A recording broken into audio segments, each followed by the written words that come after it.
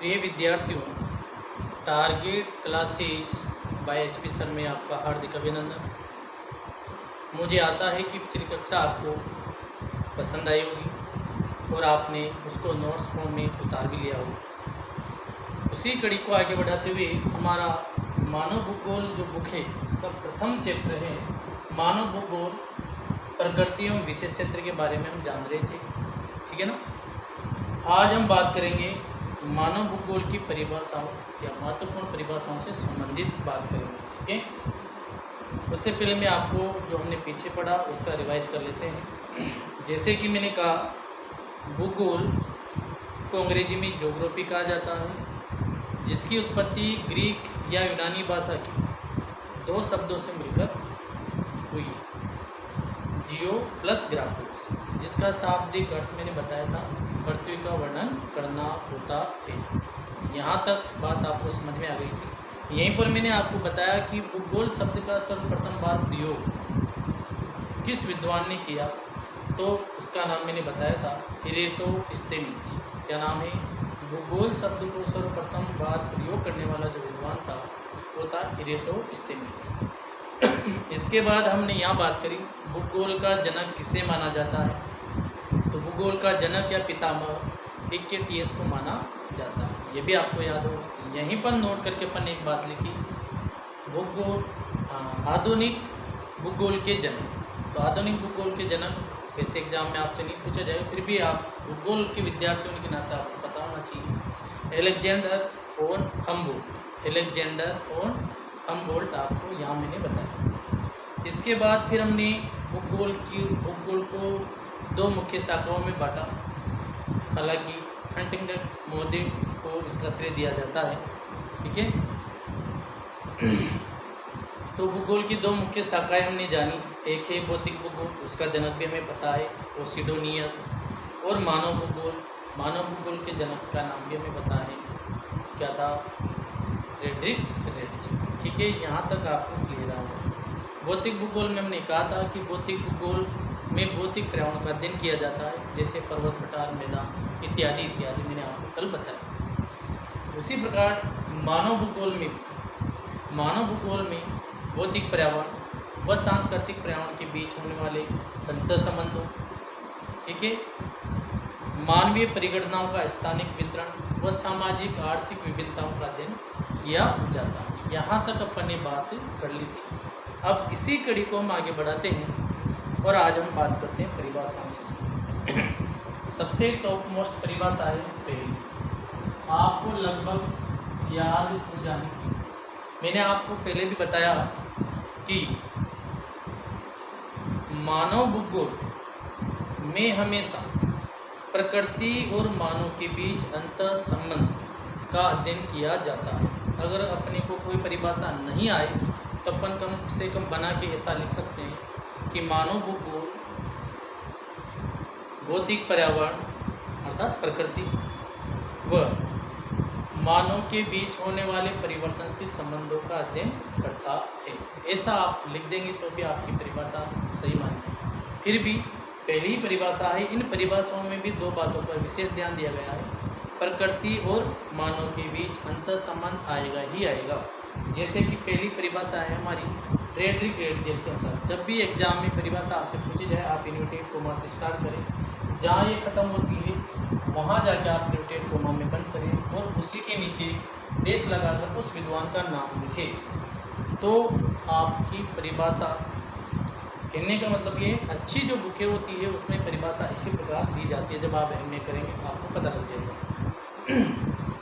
तो पहली परिभाषा है फ्रेडरिक रेटजे के अनुसार। आपसे क्वेश्चन पूछा जाएगा मानव भूगोल को परिभाषित कीजिए, तो ये परिभाषा हो सके है, सीधी भी है, आपको याद होगी। मानव भूगोल, दो शब्द याद रखने, मानव भूगोल मानव समाजों तथा धरातल के बीच संबंधों का अध्ययन है।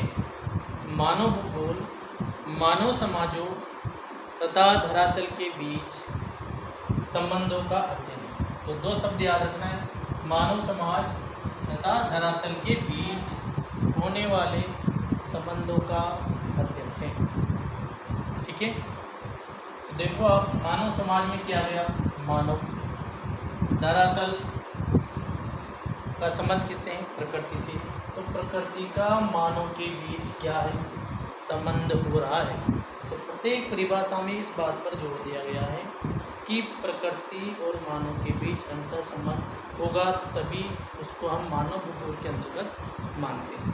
ठीक है। तो परिभाषा याद हो गई होगी। मानव भूगोल मानव समाजों तथा धरातल के बीच होने वाले संबंधों का अध्ययन है। ठीक है। इस परिभाषा को, ये परिभाषा किस विद्वान की है? फ्रेडरिक रेटजेल ने ये परिभाषा दी है।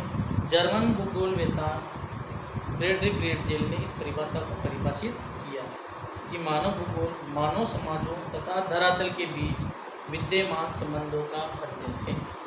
और इस परिभाषा को इनकी एक प्रसिद्ध बुक है। ठीक है, आपसे एग्जाम में पूछा जाएगा, वेरी टॉप मोस्ट क्वेश्चन है। फ्रेडरिक रेटजेल के प्रसिद्ध पुस्तक का नाम बताइए या प्रसिद्ध ग्रंथ का नाम बताइए, आपको याद होना चाहिए। क्या है? एंथ्रोपोजियोग्राफी। एंथ्रोपोजियोग्राफी फ्रेडरिक रेटजेल की एक प्रसिद्ध पुस्तक है। उसी में इस परिभाषा को इन्होंने दिया कि मानव भूगोल मानव समाजों तथा धरातल के बीच विद्यमान संबंधों का अध्ययन है। ठीक है। और इसी पुस्तक में फ्रेडरिक रेटजेल ने यह भी बताया, इन्होंने, कौन? फ्रेडरिक रेटजेल ने, इन्होंने का मतलब फ्रेडरिक रेटजेल ने भारतीय एकता सिद्धांत पर जोर देते हुए बताया कि मनुष्यों के क्रियाकलाप पर वातावरण का प्रभाव पड़ता है। फ्रेडरिक रेटजेल महोदय ने बताया और उन्होंने एक सिद्धांत दिया, भारतीय एकता सिद्धांत, जिसमें उन्होंने बताया कि मनुष्यों के क्रियाकलाप पर वातावरण अर्थात प्रकृति का प्रभाव पड़ता ही पड़ता है। ठीक है, आपसे पूछा जा सकता है भारतीय एकता सिद्धांत किसने दिया? इंपॉर्टेंट क्वेश्चन बन जाता।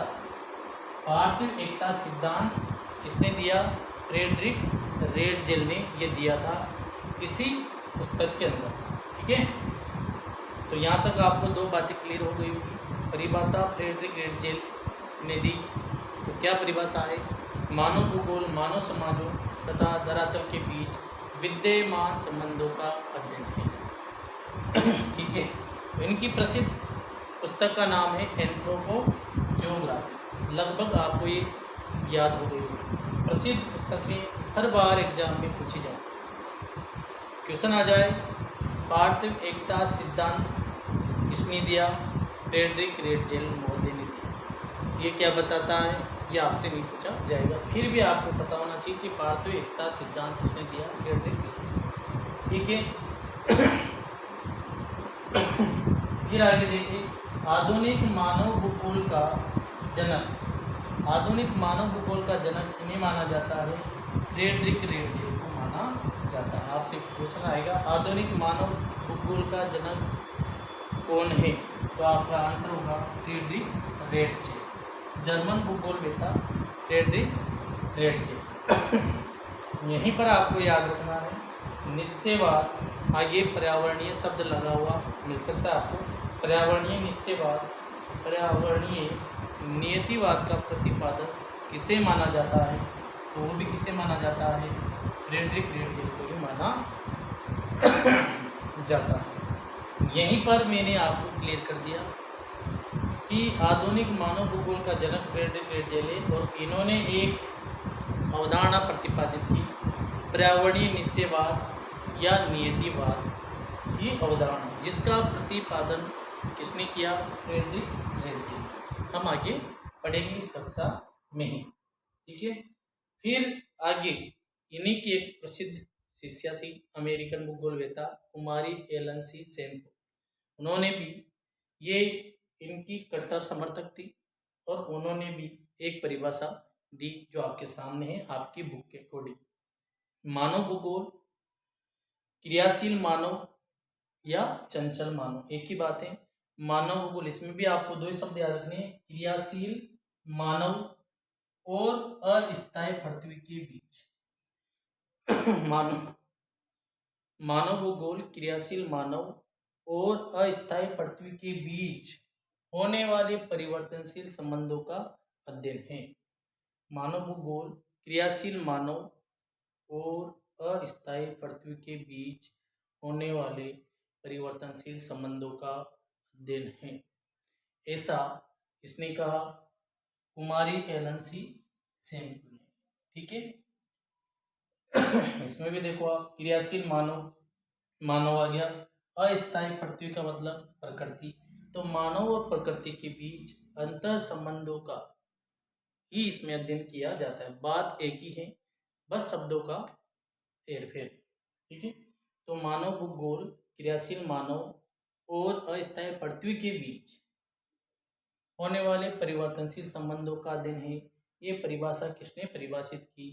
कुमारी एलन सी सैमुअल।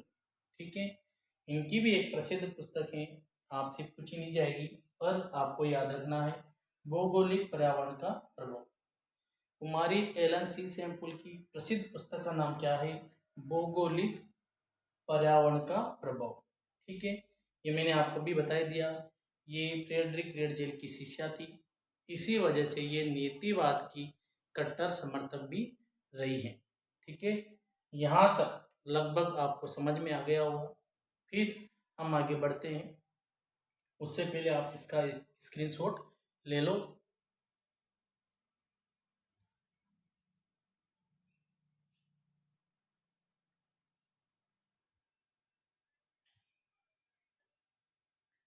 हाँ, तो प्यारे विद्यार्थियों, आपने स्क्रीनशॉट ले लिया होगा।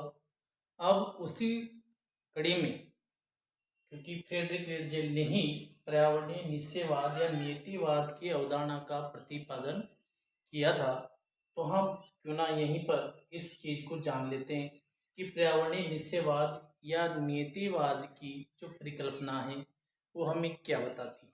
ठीक है, यहीं पर आपको क्लियर हो जाएगा, ये एग्जाम में पूछा भी जाता है कि पर्यावरणीय निश्चयवाद या नीतिवाद से आप क्या समझते हैं।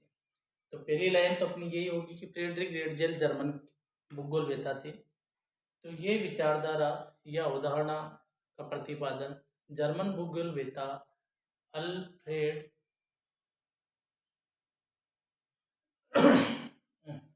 फ्रेडरिक रेडजेल द्वारा किए गए। फ्रेडरिक रेडजेल महोदय के द्वारा इस अवधारणा का प्रतिपादन किया गया। चलो अब हम जानते हैं पर्यावरणीय निश्चयवाद या नीतिवाद की अवधारणा क्या है। तो जर्मन भूगोलवेत्ताओं के द्वारा इस पर्यावरणीय निश्चयवाद व नीतिवाद की अवधारणा का प्रतिपादन किया गया। ठीक है, फिर आगे हम देखें, जर्मन भूगोलवेत्ताओं द्वारा पर्यावरणीय निश्चयवाद की यह विचारधारा प्रस्तुत की गई और जिसमें भी इसका प्रतिपादन का जो श्रेय दिया जाता है वो प्रोफेसर फ्रेडरिक रेडजेल महोदय को जाता है। ठीक है, इसके बाद यह विचारधारा क्या मानती है कि यह विचारधारा मानवीय शक्तियों की अपेक्षा प्रकृति की शक्तियों को अधिक महत्व देता है। सिंपल सी बात है, पर्यावरणीय निश्चयवाद की अवधारणा मानवीय शक्तियों की तुलना में प्रकृति की शक्तियों को अधिक महत्व देता है। ठीक है, मानव के सभी कार्य प्रकृति के आदेशों के अनुसार ही संपादित होते थे। मानव प्रकृति से डरता था, अर्थात प्रकृति की प्रचंडता से डरता था और उसकी पूजा भी करता था, और यही नहीं, वो प्रकृति को माता भी मानता था। ठीक है, तो ये जो विचारधारा प्रस्तुत करने का जो श्रेय है वो जर्मन भूगोलवेत्ताओं को जाता है और उन्होंने ही ऐसा माना। कुछ इनके समर्थक भी हैं, एलन सी सैमुअल, हमबोल्ट, कार्ल रिटर। ठीक है, अब हम जान लेते हैं क्या है हमारी पर्यावरणीय निश्चयवाद या नीतिवाद की अवधारणा।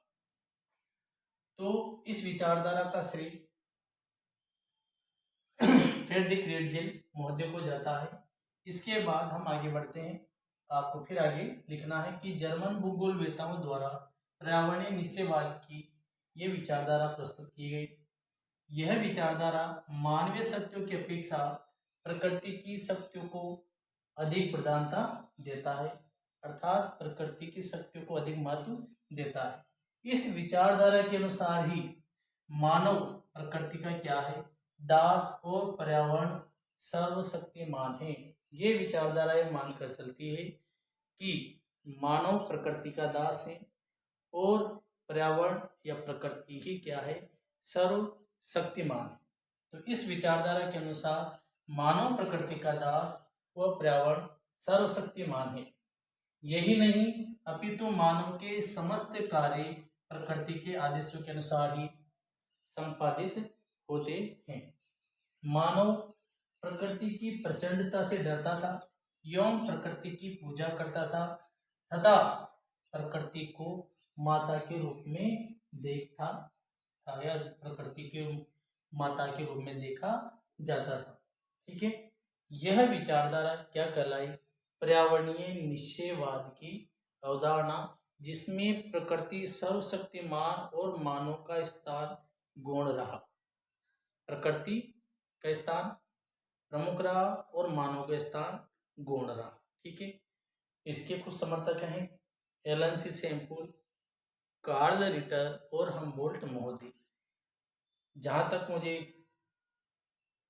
आशा है कि आपको अभी तक सारी चीज़ें समझ आ गई होगी। एक बार फिर आप इनको नोट करके फिर से रिवाइज करें, आपको याद होगा। और आप इस YouTube चैनल को सब्सक्राइब कर आगे से शेयर करें, जिससे अधिक से अधिक बच्चों को इसको लाभ मिले।